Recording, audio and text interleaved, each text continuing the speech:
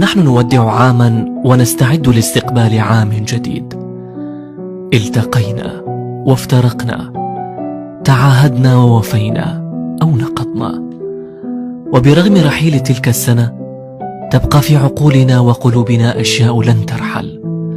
ومن أعماق نقطة صفاء في روحي أقول لكم شكرا على معرفتي لكم، شكرا لكل من وهبني بسمة في ظلمة الحزن، شكرا لكل من أخذ بيدي وأنا أتوارى في غرق بحيرة الأيام، انتشلني وأشار لي لشمس الغد وقد نسيت دفء أشعتها.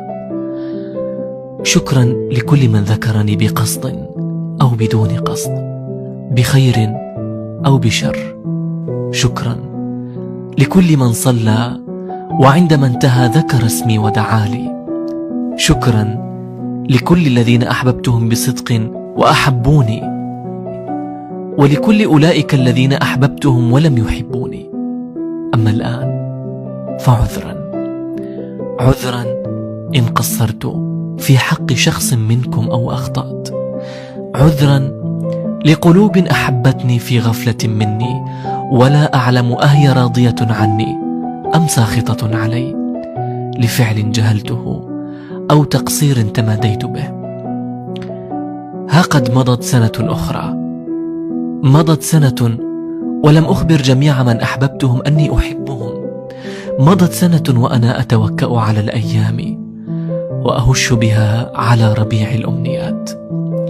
مضت سنة وعاد الشتاء يرسم الأيام ببرودة أكبر. مضت سنة وفي القلب وشوشات وثرثرة وتثاؤب الأحلام الصغيرة المؤجلة. مضت سنة وها أنا ذا أحقن قلبي بجرعة أمل أخرى تمنحني الوقاية من الخيبة واليأس اللذان يعسكران على شفا الحياة. وقبل أن تطوى صفحة هذه السنة أتمنى للجميع أن يكون العام الجديد عام خير وبركة.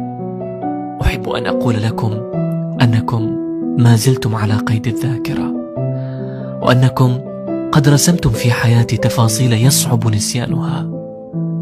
دمتم في رعاية الله، وكل عام وأنتم بخير وأمل وقوة وسداد.